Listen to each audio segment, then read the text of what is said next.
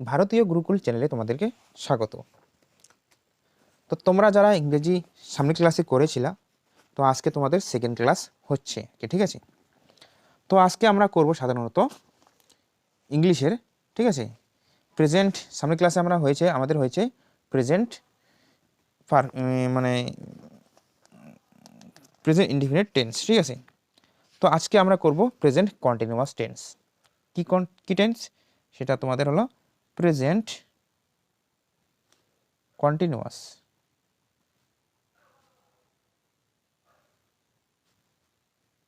আচ্ছা, NUOUS continuous tense, ঠিক আছে।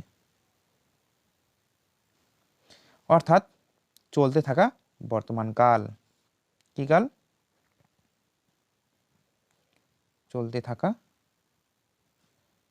বর্তমান কাল, ঠিক আছে। তো চলতে থাকা বর্তমান কালের গঠন আমাদের কি কি আছে সেটা আমাদের দেখতে হবে। একটা হলো তোমাদের ইতিবাচকে,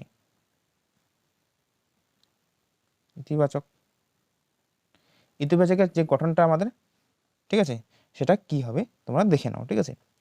তো প্রথমে আমাদের কি হবে? সাবজেক্ট হবে, ঠিক আছে। এরপর হবে আমাদের এমিসার, ঠিক আছে। তো এম ইজ আর কখন হয় সেটা তোমাদের আমি পরে বলে দেব, ঠিক আছে, যখন তোমাদের এই টেন্স সম্পূর্ণ সূত্রটা লেখা হয়ে যাবে, ঠিক আছে। তারপরে আর কি তখন আমি তোমাদের প্র্যাকটিস সেট দিয়ে দেবো আর কি, ঠিক আছে। তো এরপর হবে মূল ভার্ব, ঠিক আছে, verb plus ING plus object, ঠিক আছে, প্রশ্নবোধক, এখানে ফুল স্টপ থাকবে, ঠিক আছে। তো subject plus am is are plus verb plus ING, ঠিক আছে। তো তোমাদের একটা বলে রাখি, ঠিক আছে, যে একটা তোমাদের উদাহরণ সাধারণত দেই যে ইউ আর লিভিং মি, ঠিক আছে। You are living me. আচ্ছা, লিভিং মানে আমাদের সাধারণত হবে আমাদের যে ছেড়ে যাওয়া আর কি, মানে ছেড়ে যাওয়া আর কি। তুমি আমাকে ছেড়ে চলে যাচ্ছ, তুমি আমাকে ছেড়ে চলে যাচ্ছ, মি মানে আমাকে, ঠিক আছে, ছেড়ে যাচ্ছ। তো এখানে ইউ মানে সাবজেক্ট, এখানে আমাদের দেখো ইউ আমাদের বহুবচনের ক্ষেত্রে, সেজন্য আমাদের কিন্তু আর বসেছে। আর লিভ মানে আমাদের ভার্ব, তার সাথে আমাদের ING যুক্ত হয়েছে, ঠিক আছে। আর মি হলো আমাদের অবজেক্ট। বোঝা গেল, ঠিক আছে। তো তোমরা একটা বাড়ির জন্য হোমওয়ার্ক তোমরা করতে পারো, ঠিক আছে।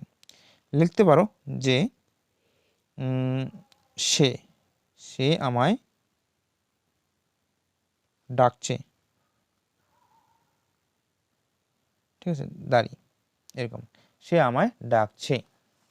বোঝা গেল। এরপরে দেখো নাবাচকের গঠন, যেটা আমাদের নাবাচক, ঠিক আছে।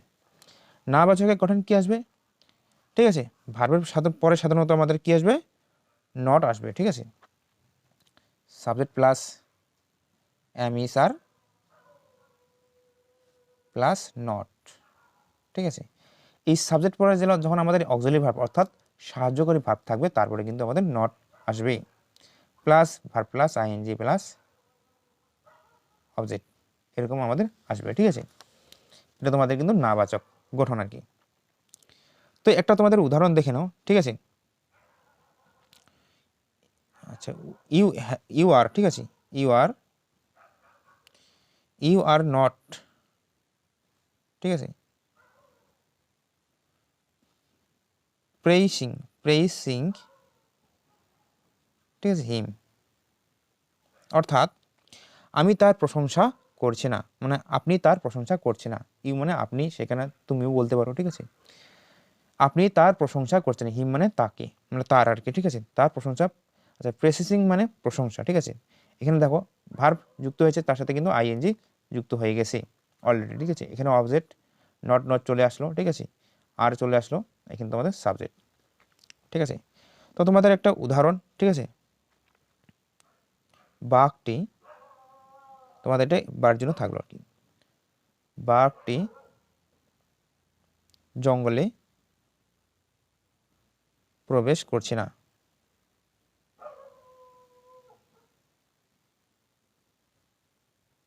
না, ঠিক আছে, নাবাচক আর কি।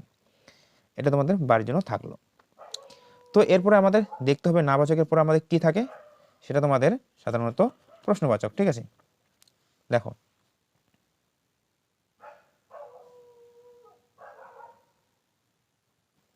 বাচক, দেখো প্রশ্নবাচকের সবসময় কি আসে, এই যে ভার্ব এমিস আর, ঠিক আছে, সেটা কিন্তু আমাদের সামনে আসে। তো এমিস আর আমাদের সামনে আসবে। তারপর কি আসবে আমাদের, সেম আমাদের ইতিবাচকের গঠনের মতো হবে। ঠিক আছে, subject plus verb plus ING plus object. ঠিক আছে, এরকম তোমাদের কিন্তু প্রশ্নবাচকের ক্ষেত্রে শেষে একটা কি প্রশ্নবোধক চিহ্ন হবেই। তো বোঝা গেল। তো সাধারণত তোমাদের একটা উদাহরণ আমি দিয়ে থাকি। ঠিক আছে, দেখো আর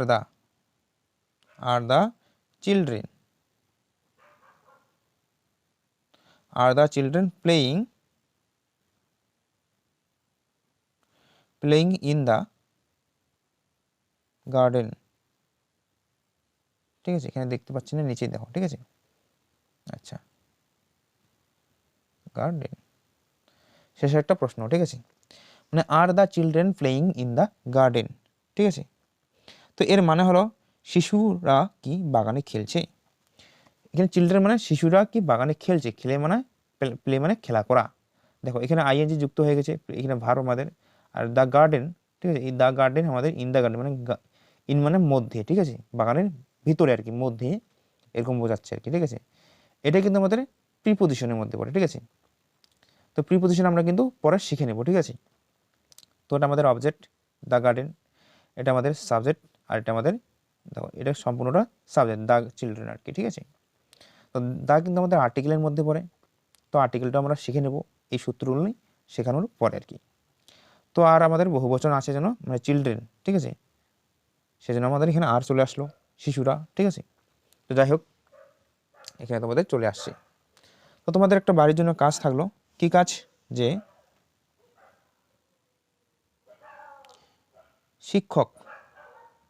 শিক্ষক মহাশয় কি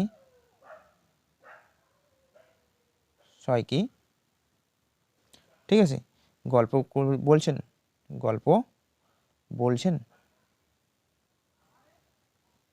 প্রশ্নবোধক চিহ্ন। তো তোমাদের এটা কিন্তু বাড়ির হোমওয়ার্ক থাকলো। ঠিক আছে, তো এরপরে আমরা শিখে নেব যে না প্রশ্নবাচক। ঠিক আছে, সাধারণত না প্রশ্নবাচক নাউনের গঠন আর কি। দেখো না প্রশ্নবাচক কি গঠন, এখানে আমাদের নাউনের গঠনটা কি আছে, দেখো সাধারণত তোমাদের যে নাউনের গঠন হবে, নাউন আর প্রোনাউনের ক্ষেত্রে কিন্তু তোমাদের একটা গঠন আছে। দেখো এরকম গঠন কিন্তু আমরা সামনে ক্লাসে শিখেছিলাম, যেটা আমাদের প্রেজেন্ট ইনডিফিনিট টেন্সের। ঠিক আছে, তো দেখো প্রথমে আমরা কি লিখতে পারি, প্রশ্নবোধক আসলে কিন্তু আমাদের কিন্তু এই যে এমিস আর সামনে বসাতেই হবেই। ঠিক আছে, সেটা আমাদের কিন্তু এমিস আর আমরা বসিয়ে নিলাম সাপোজ। ঠিক আছে, এবার দেখো যদি আমাদের নাউন আসে, ঠিক আছে, নাউন যদি আসে তাহলে আমাদের কি হবে, সাবজেক্ট আসবে, তারপর নট আসবে। ঠিক আছে, যদি নাউন আর কি, তারপরে আমাদের কি আসবে, verb plus ING plus object, শেষে একটা প্রশ্নবোধক চিহ্ন। ঠিক আছে, আর যেটা প্রোনাউন, ঠিক আছে, প্রোনাউনে আসবে আমাদের কি গঠন, সেটা এমিস আর। ঠিক আছে, তো নট আগে আসবে আমাদের। আচ্ছা প্রোনাউনে, আচ্ছা প্রোনাউনে তোমাদের এটা সাবজেক্ট না, এটা তোমাদের সাবজেক্ট, এখানে আমাদের নট আসবে, এটা আমাদের নাউনের ক্ষেত্রে। ঠিক আছে, noun plus not plus S আর কি সাবজেক্ট। আর যেটা তোমাদের আসবে প্রোনাউনের ক্ষেত্রে কিন্তু তোমাদের এখানে সাবজেক্টটা আগে চলে আসবে। আচ্ছা, subject plus not plus verb plus ING plus object, শেষে একটা প্রশ্নবোধক চিহ্ন। তো এটা তোমাদের এরকম ভাবে চলে আসবে। ঠিক আছে, তো যাই হোক তোমাদের দুটো উদাহরণ বলে দিই। ঠিক আছে, দেখো সাধারণত কি একটা উদাহরণ তোমাদের, দেখো যে আর দি নট কামিং। ঠিক আছে, আর দে নট কামিং। ঠিক আছে, দেখো এখানে কিন্তু আর মানে দে মানে তারা, তার মানে এখানে আমাদের প্রোনাউন্স ইউজ হয়েছে, মানে প্রোনাউন্সের ফর্মুলা ইউজ হয়েছে, ঠিক আছে, এই ফর্মুলাটা। তো প্রথমে আমাদের কিন্তু সাবজেক্ট আছে, তারপর কিন্তু আমাদের নট আছে, ঠিক আছে। আর হচ্ছে আমাদের দে মানে তারা, সেজন্য বহুবচনের জন্য আর এসেছে। আর কামিং, এখানে অবজেক্ট নেই সাধারণত, ঠিক আছে। কামিং মানে ভার্ব প্লাস আইএনজি, ঠিক আছে। একটা তোমাদের নাউনের ক্ষেত্রে একটা উদাহরণ বলে দিই, ঠিক আছে, দেখে নাও, ঠিক আছে। সাধারণত তোমাদের এখানে উদাহরণ বলতে গেলে দেখো, তো দেখো এদিকে জায়গা নেই, নিচের দিকে আমি একটু করে দিই, ঠিক আছে। তো এখানে দেখো আর নট দ্য স্টুডেন্টস, ঠিক আছে, students studying, D ING, ding, study মানে পড়াশোনা করা, ঠিক আছে, তার সাথে আইএনজি যুক্ত হয়ে গেছে। কি আছে এখানে? ফিজিক্যাল, আচ্ছা, ফিজিক্যাল সায়েন্স, ঠিক আছে। মানে এর মানে হলো ছাত্ররা কি ভৌতবিজ্ঞান পড়ছে না। দেখো এখানে এখানে দ্য স্টুডেন্ট হবে না, মানে দ্য স্টুডেন্ট কিন্তু হবে না, এখানে এস মানে বহুবচন হয়েছে, সেজন্য কিন্তু এখানে আর এসেছে, ঠিক আছে। আর নট কিন্তু আগে, অর্থাৎ সাবজেক্টের পূর্বে কিন্তু আমাদের নট বলা আছে। এটা কিন্তু আমাদের নাউনের গঠন, এটা আমাদের নাউনের গঠন, ঠিক আছে। স্টাডি মানে ভার্ব, মানে একটা স্টাডি মানে আমাদের পড়াশোনা করা, ঠিক আছে।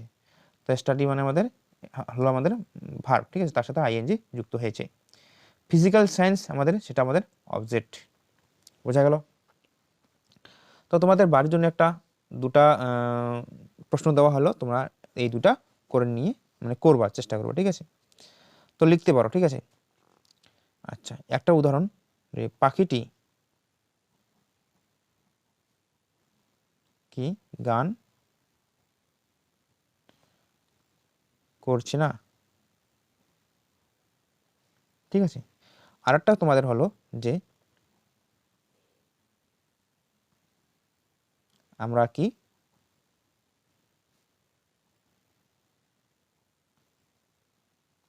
যাচ্ছি না, এই দুটা, ঠিক আছে। এই দুইটা তোমাদের থাকলো। তো এই ইংলিশ ক্লাস 2 মানে দ্বিতীয় ক্লাস তোমাদের আজকে এই পর্যন্ত থাকলো। নেক্সট ক্লাসে আমরা শিখবো, ঠিক আছে, প্রেজেন্ট পারফেক্ট টেন্স, ঠিক আছে। তো আমরা কিছু বই ইংলিশ কিন্তু আমরা অল্প অল্প করে শিখবো, ঠিক আছে, এটাই আমাদের কিন্তু কাজে দেবে, ঠিক আছে। তো যদি ক্লাসগুলি ভালো লেগে থাকে তাহলে তোমরা কিন্তু অবশ্যই এই চ্যানেলটিকে তোমরা সাবস্ক্রাইব করতে পারো, ঠিক আছে। তো তোমাদের এই প্রতিনিয়ত ইংলিশ ক্লাসটি এই অল্প সময়ের মধ্যে আমি চেষ্টা করব কিছু কিছু অল্প অল্প করে দেওয়ার, যাতে তোমরা ইংলিশটা কন্টিনিউ শিখতে পারো কম সময়ের মধ্যে আর কি, ঠিক আছে। তো আজকে এই পর্যন্ত থাকলো, থ্যাংক ইউ, ঠিক আছে।